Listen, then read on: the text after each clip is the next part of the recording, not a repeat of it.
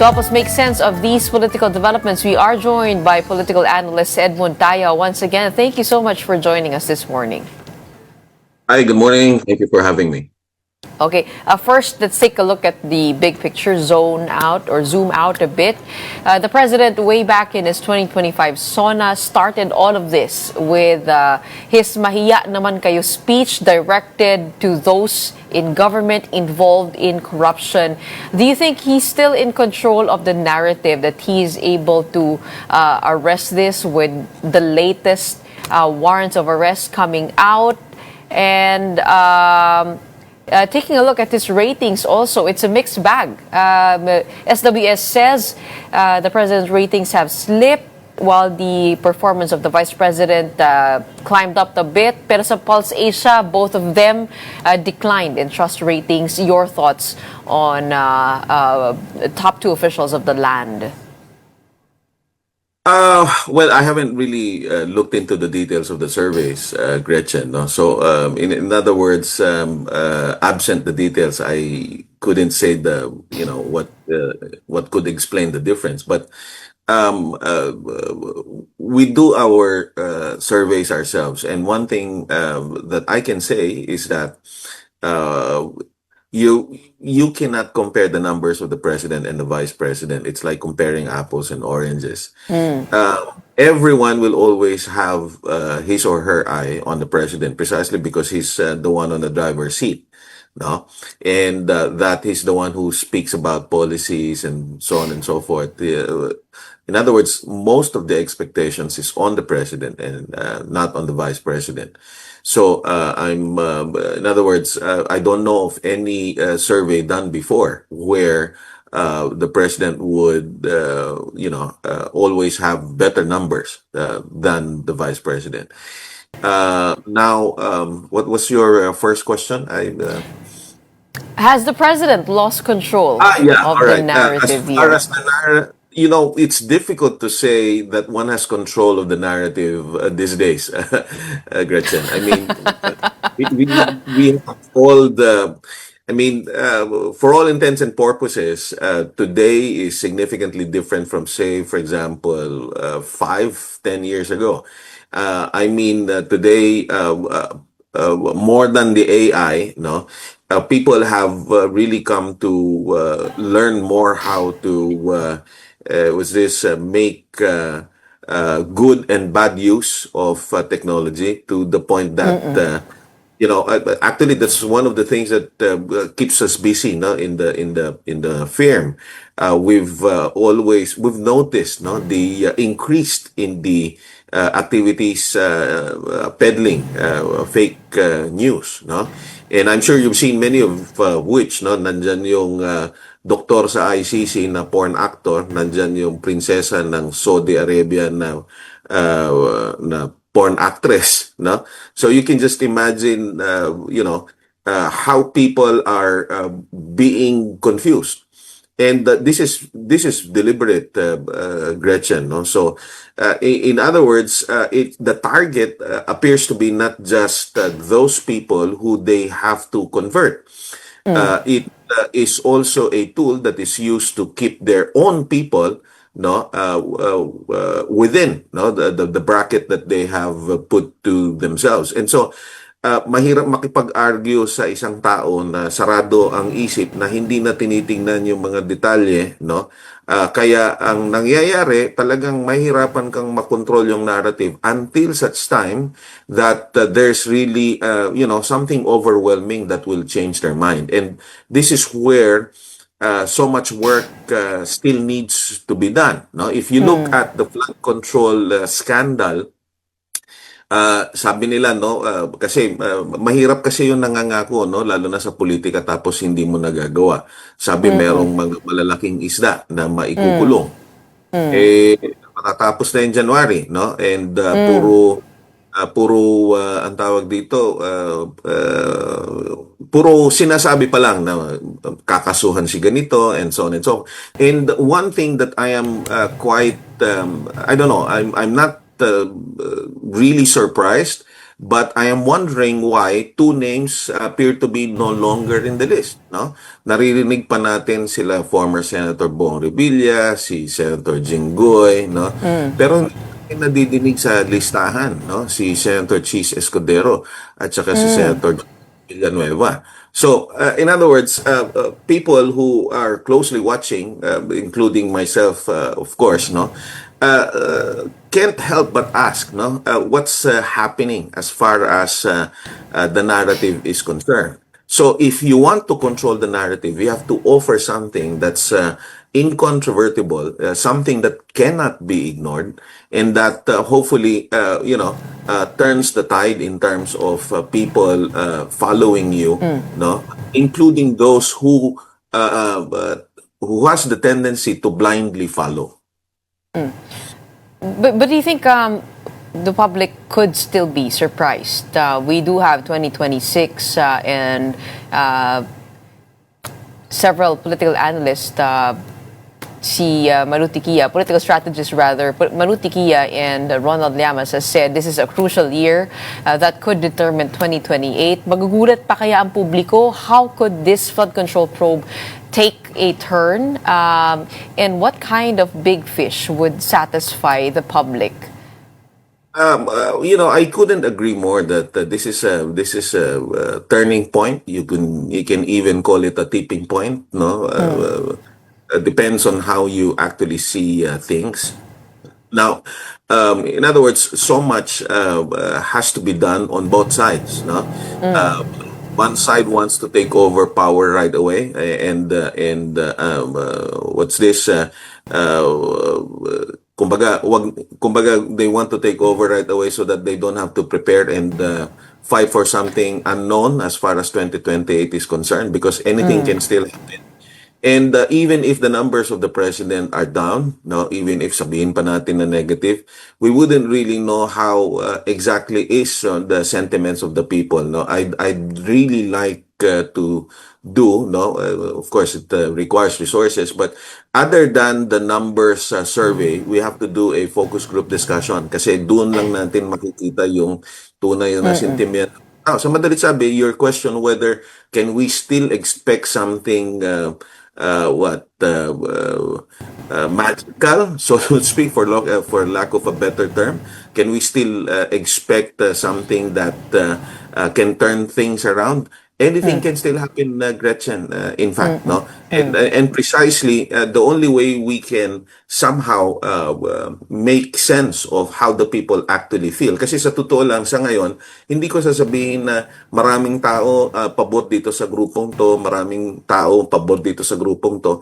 That's really debatable, eh. I'm more interested at what the people has been wanting to hear, so that in the end, we'd be able to determine which group is capable of actually doing and saying what the people wants to see and hear.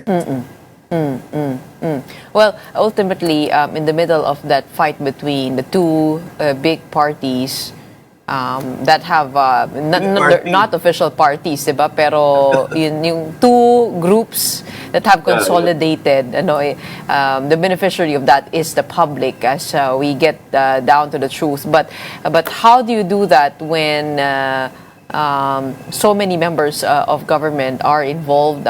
What do you expect out of this Blue Ribbon Committee set to begin again today? They are going to take a look at the Cabral files. And Senator Lacson said that he will only consider this in the formal submission of files if these are authenticated by the DPWH. Ano kaya ang inaasahan natin? And ano kaya yung tingin mong makikita talaga natin doon sa mga numero? Kasi nung una sinasabi ni Congressman Leviste that ito yung mga nagpa-propose ng project at it's problematic kasi kahit cabinet secretaries at contractor nandun sa listahan ng mga project proponents. But there's also another thing that you call as bottom-up budgeting, galing sa baba yung mga Exactly. proposal. So, anong inaasahan mo pa dito sa Blue Ribbon Committee hearing? Okay, 2 points, Gretchen. No? Una, I'm still inclined to just wait and see as to what Senator Ping has to say proceeding into the investigation. Ako, never akong nag-waiver sa ang tawag dito, antabay, no, kay Senator Ping. Kasi kaya nga paulit-ulit na nahahalal yan na senador kasi meron ng reputasyon yan, no, when it comes to exposés and when it comes to investigations. So, going back in time when, he did the same thing in so many issues before, I'm inclined to think that we still, can still expect something out of this ongoing investigation, if at all. Talagang medyo nahihirapan siguro yung mama kasi dun ngayon tayo sa segue sa listahan. Bakit siya nahihirapan? Kasi yung listahan lang, Gretchen, sa totoo lang no? And time and again, I've already explained this, no? Sinabi mo na no? Lalong-lalo na nung panahon ni Pinoy, yung bottom-up budgeting na sinasabi. Hindi naman porke ang budget nanggagaling at inaaprubahan sa Senado at sa Kongreso, doon lang pwedeng magsumite ng mga budget. Kasi, again, whether we like it or not, this is the budget of the government, and so any interested party, any constituency, no, will have, their needs, will have their requests, and so on and so forth, depending on how they see, depending on what they feel they actually need in their areas. Now, so in other words, I'm kind of actually hindi na ako surprised, no, looking at the series of statements and pronouncements of Congressman Libiste. Being a congressman, ang tanong ko lang, naiintindihan mo ba kung ano yung proseso ng legislation? Kasi yung insertion na tinatawag, natural yun I mean, in fact, any legislation for that matter, whether it's the budget, whether it's GAA or whether it's an ordinary legislation, paulit-ulit kong sinasabi, pagka pre-post yan, sigurado dadaan siya sa napakaraming proseso, napakaraming public hearings, and just to think of the 24 senators alone, no, disregard mo na yung more than 300 members of the House of Representatives, may kanya-kanyang perspektibo yan dahil may kanya-kanyang constituency, may kanya-kanyang pag-iisip, may kanya-kanyang take on what is to prioritize and what is to be scheduled, no, in terms of what's this priorities of the government. Now, having said that, yung proposal sigurado pagdating ng dulo, mag-iiba yan, hindi yan pareho. Doon ngayon pumapasok yung insertion Now, ang kailangan kasi patunayan, kaya nga pumapasok yung DPWH dito, hindi para kung anumang rason, kung hindi para to put together the process from insertion, the so-called insertion na yan ang dinimonize ng grupo ng mga Duterte kasi yan ang madaling patunayan Parang grocery list. Pagka may grocery list ka, ibig bang sabihin pumunta ka na sa grocery at bumili? At ibig bang sabihin dahil nasa listahan ng grocery mo, binili mo lahat yan? Yung bang mga produkto na nakalista dyan, yun din yung binili mo? Ganon din yung listahan ng budget. Ibig bang sabihin na nandyan sa listahan ng budget at in-insert ni Gretchen yung budget na ito, pumunta ito doon sa budget na intended. Halimbawa, napunta doon sa construction na yon, napunta doon sa contractor. At ang kaduluduluhan, yung bang pera na napunta sa contractor, merong parte na napunta kay Gretchen o napunta sa isang congressman. Yun yung kailangan mong patunayan, kaya hindi mo pwedeng hindi isama dyan yung DPWH files Ang problema natin, masyado tayo ngang naging dependent sa eyewitnesses. Kaya lahat ng nagdadaldal ngayon, imbis na makatulong sa investigasyon, kasama na to si Congressman Libiste at lumalabas naman ang ulterior motive niya kung bakit nagdadaldal. Ako simple lang, Gretchen, no? Kung talagang meron kang, bombshell, meron kang tawag dito, concrete evidence, bakit hihintayin mo pang mamatay ka bago mo ilabas yan? No, if you're really intent at getting to the truth and serving the Filipino people, then why not just go through it, no? Let the public actually know exactly what you are saying you actually know, and then get to the bottom of this. So, yun ang sinasabi ko. Kaya puro daldal ito kasi nga, again, this is all but a list. until such time that we're able to corroborate, no, complete the whole story, so to speak, wala. Puro tayo kwentuhan dito. Kaya nga tinatanong ko, bakit yung mga nandun sa listahan dati, biglang naglaho na lang ngayon, no? So kung meron tayong big fish na inaasahan, no, hanggang ngayon inaasahan pa din natin kasi sabi kakasuhan pa lang, hindi ko alam kung nakasuhan na. At tila yung yung sinasabing mga kakasuhan, unti-unting nabawasan na. But the other hand, why is it also taking the DPWH long before it could authenticate this That's list? Hindi another ba question. isa side by side mo lang naman yung mga numero, sasabihin mo, mukhang pareho naman yung Nasusunog pa numero yung mo sa mga numero opisina namin. Ha? Sunog pa yung mga opisina nila. So, alam mo yon, Doesn't that also raise questions upon the current DPWH secretary? Exactly. Kaya nga Kaya I thought that they were on, some kind of a timetable. That's why they've been giving, themselves this announcement that something's going to happen before the end of the year, by Christmas, and so on and so forth. Anong petsa na, no? So, kaya nga, alam mo yon, patong-patong ito. Kaya nga kanina, balikan natin yung sinasabi mo, meron pa ba tayong inaasahan na pwede pang magbago, Gretchen, except that hindi nga nagagawa yung mga inaasahan at gustong mangyari ng mga tao. Lahat ng mga lahat ng mga tao, lahat ng mga opisyal natin na inaasahan natin at sila naman na nagsasabi na they're trying to get to the bottom of this and so on and so forth. Ganun pa din yung linya nila, they're trying to get to the bottom of this. Gumagalaw ba sila? Kasi ang tawag dito puro amba puro threat na ilalabas ko ito, no, at ito ang mangyayari, na whether you're talking of Sec Vince or you're talking of Congressman Leviste, lahat po announcement na merong ganitong lalabas, merong ganitong, pero hindi nga nangyayari.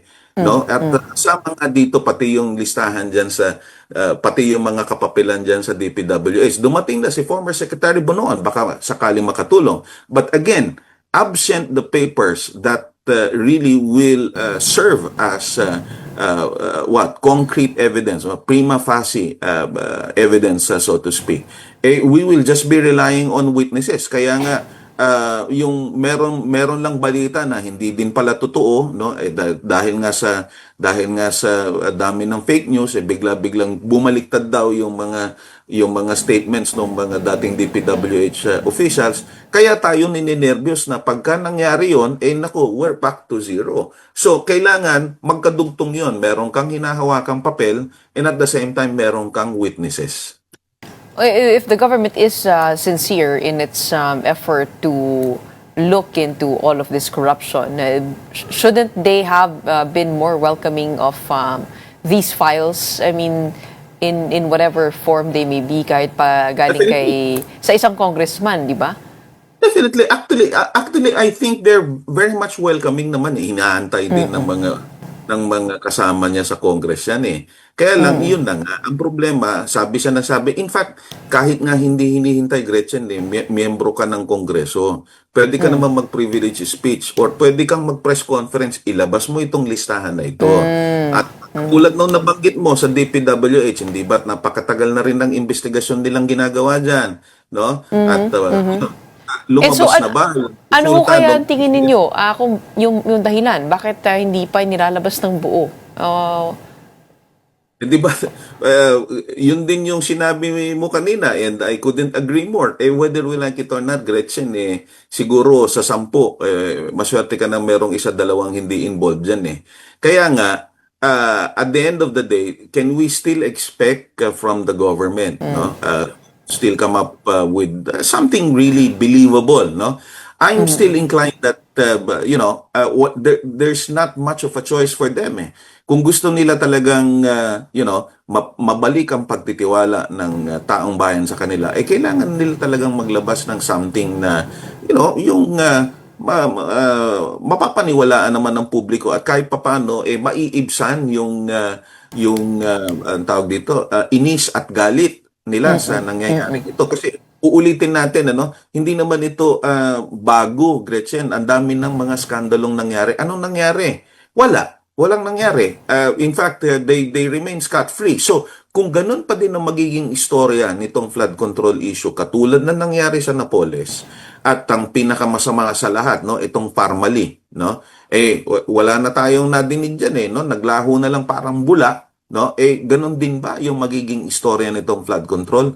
Pagka ganun pa din ang nangyari ngayon, nako, talagang sobrang magagalit na ang taong bayan. At ang problema nito, I don't think the people, no, I mean, nakita na natin yung mga rally-rally, lalong-lalo na yung talagang ipinagpipilitan ng mga grupo na gustong mag-take over. Ang problema, baka hindi rally lang ang mangyari dito kasi wala namang kakampihan ng tao na dito dahil puro sila involved, eh. So that's one thing that the government really wants to avoid to happen, because at that time, at that tipping point, hindi na natin mamamanage yan kasi hindi na natin alam kung sinong kalaban natin, eh. And with that, what do you think is the worst that could happen? The worst that could happen really is, wag naman sana civil war, no? Kasi hindi lang naman tayo ang interested party dito, Gretchen, eh. Babalikan ko yung kaibigan natin, kapitbahay natin na ipinagpipilitan din ng mga Duterte na kaibigan natin, itong bansang China, no?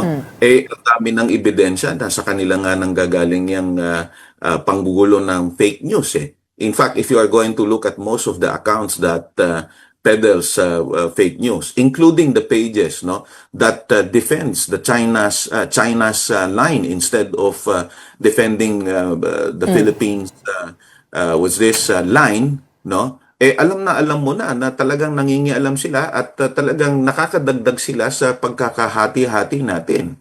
At pagka hindi natin naiwasan yung pagkakahating-hati natin, talagang hindi natin alam kung saan ito pupunta. Talagang, ito na nga, hinahati-hati talaga, pati Mindanao gustong ihiwalay sa atin. Pero, ang nakakatawa dyan, sinasama nila ang Palawan. So, alam mo na kaagad na merong ding ulterior motive. At tayo naman, lalong-lalo na yung mga ibang leader natin na, unfortunately, mukhang marami din talagang naniniwala, nagpapagamit naman dito sa mga Chinong ito, no? So alam mo talagang sobrang gulo ng politika natin kasi hindi lang tayo yung nagpapagulo. Meron pang outside force na nagpapagulo.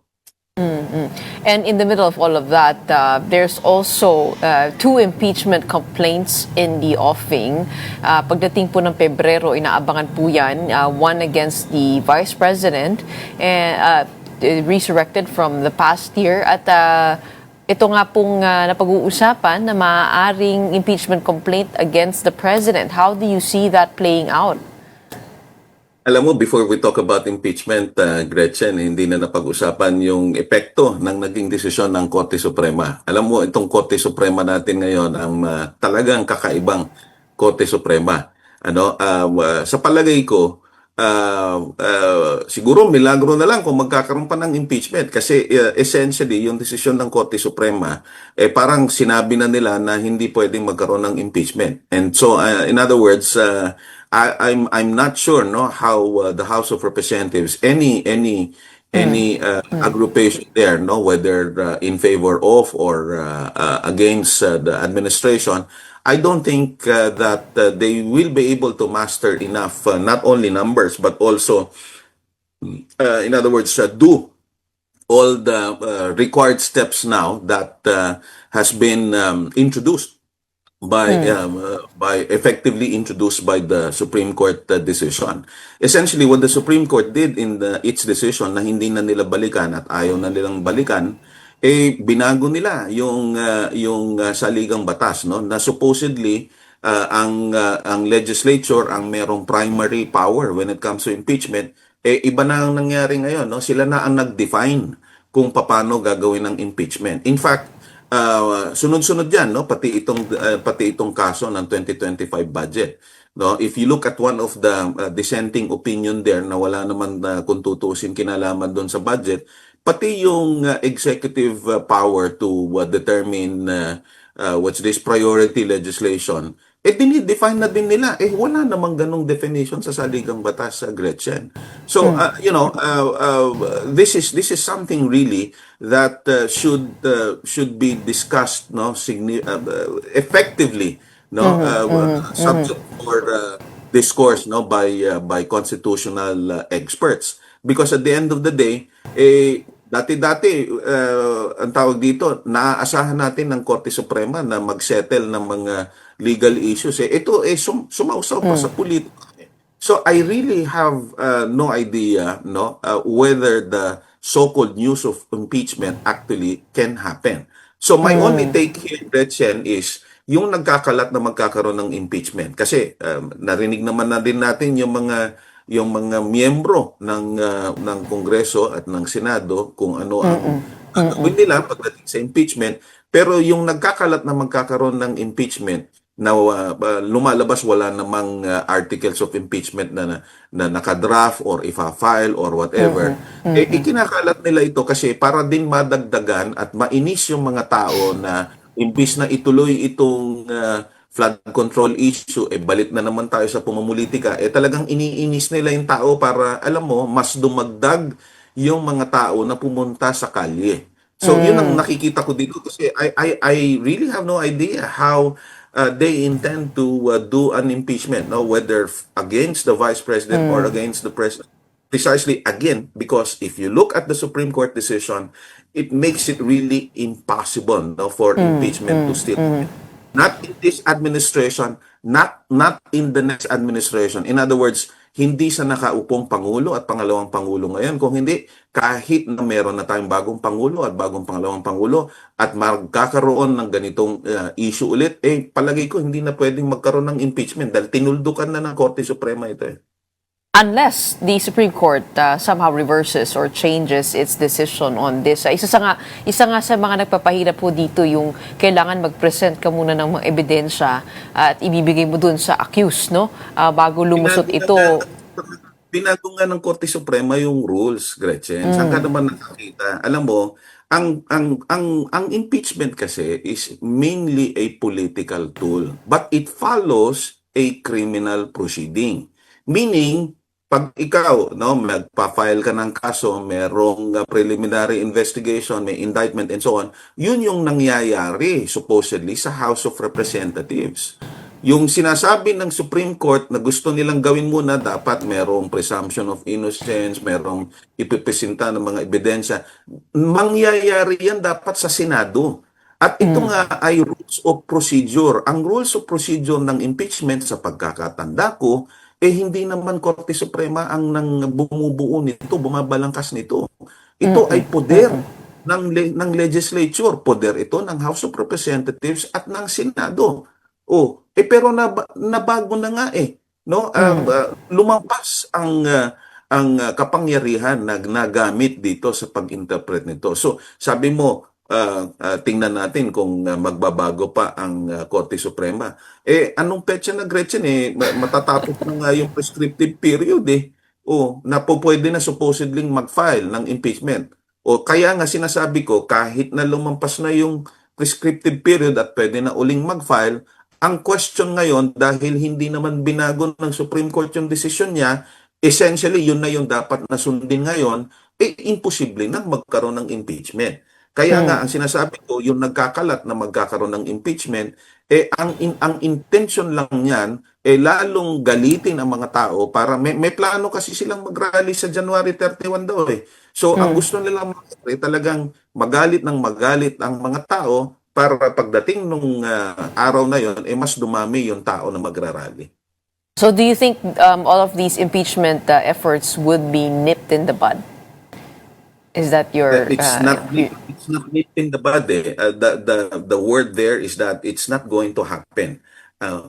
Again, no, kasi ulitin natin, it's no longer just a question of numbers. Essentially, precisely because this is a political tool, yung impeachment is the counterpart of the vote of no confidence in a parliamentary system, Gretchen. If we can be more clearer yet more technical. The difference between a vote of no confidence and impeachment is that the impeachment follows a legal proceeding that makes it really difficult. Sabi, yung withdrawal of confidence kasi is not only symbolic but substantive in any political process. Pag bumoto ka, Gretchen, parang ipinapahiram mo kasi the sovereign power lies with the people. So when they vote for a leader, parang pinapahiram nila yung poder nila, yung power nila. Ngayon, kapag ka nakita nila na yung pinahiraman nila nung poder nila hindi naman maayos na leader, hindi naman nagagamit ng tama yung poder na pinahiram nila, pwede dapat na bawiin to. Ang kaibahan ng vote of no confidence hindi naaalis na yung ipinahiram, pwedeng bawiin ka agad without any reason whatsoever. Yung impeachment, kahit na poder ng tao yon, kailangan patunayan mo muna na nagkamali yung pinahiraman mo.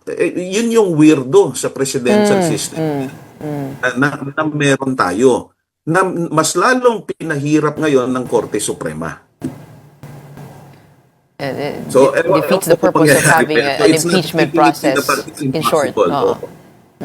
Okay. Maraming salamat for helping us break that down and understand the latest political developments. And we do hope this takes a more positive turn for the public, as you mentioned, the different ways that it could take that turn. Thank you so much for your time this Monday morning. We have political analyst Edmund Tayao.